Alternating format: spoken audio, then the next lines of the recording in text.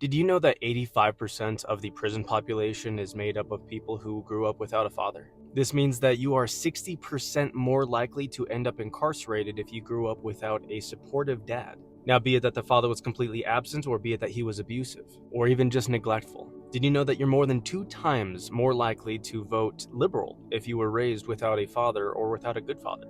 Did you know that a kid who grows up in a fatherless house is more than 15% more likely to end up identifying as LGBT? Did you know that if a child grows up in a fatherless house, they have a much higher risk of developing childhood obesity? And here's the weirdest part about all of this, is that if you grow up in a house that has a father, a good, supportive, active father, but no mother, none of these statistics remain the same. The weirdest thing with this, be it a boy or a girl, the statistics and the studies and all of the psychology has shown us that it is more important for a child's healthy mental development for them to have a father figure in the household above a mother in those specific categories. Now, I'm not diminishing the importance of a mother, but I'm trying to exemplify the importance of having a father. We see these people that are in these groups, be them incarcerated, be them criminals, be them people who are registered Democrats, people who identify themselves within a category of sin, people who have a very unhealthy BMI,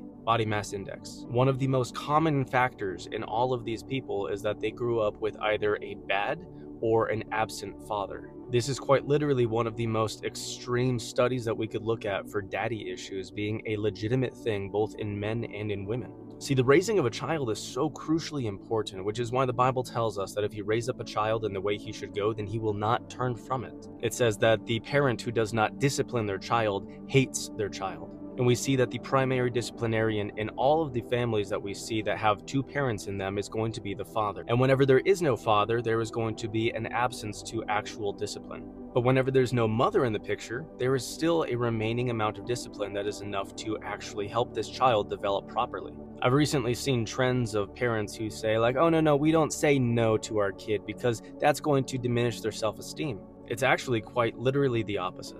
The number one parent to say no to their child is going to be the father. And in a fatherless home, the chances of you having heightened levels of anxiety, depression, social disorders, and just an overall amount of low self-esteem, you are far more likely to have those kinds of issues than you would if you grew up with a father who was there and supportive. So whenever I'm referencing a father outside of the house or a fatherless home, you might have a dad. You might have a biological dad.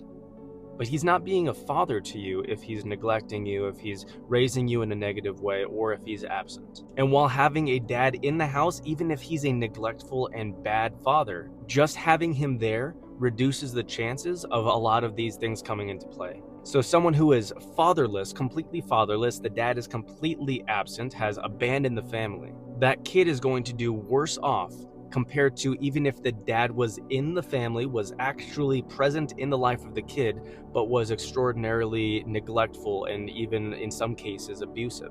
While those are horrible things, those things are still going to help that kid develop better than no father whatsoever. And that's one of the most terrifying things about this statistic, is that even if the father is a not good dad, or even if he is a bad dad, just him being there is going to be better off than him not being there. See, in the book of Hebrews, it talks about how God is going to discipline his children in the same way that a good father is going to discipline his children. Even goes so far to say that because you were disciplined as a child, you respected your father. Much more is God going to discipline you so that you respect and love him. It's absolutely fascinating and absolutely mind-blowing to see these results coming into play in such drastic ways, especially within the realm of you having a poor father and that being directly correlated with you having a higher chance of getting locked up, a more than 2 times more likely chance that you are going to be voting liberal, 15% more likely chance that you will identify as being associated with the LGBT community,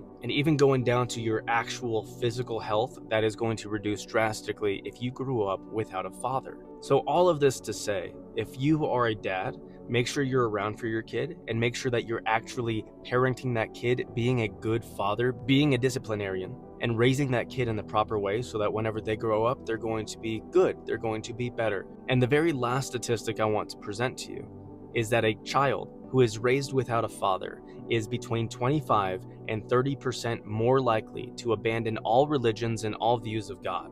meaning that a fatherless home produces a 25 to 30% higher chance that your kid is going to become an atheist. They didn't have a worldly father, so why are they going to want a spiritual one? I hope this made sense. Let me know what's next. Follow me on X, YouTube, Instagram, and Rumble now. Go support me over on Patreon. Linktree's in bio if you want to get merch, if you want to get all the fun stuff like that. Go support me on Patreon if you want to support what I'm doing here.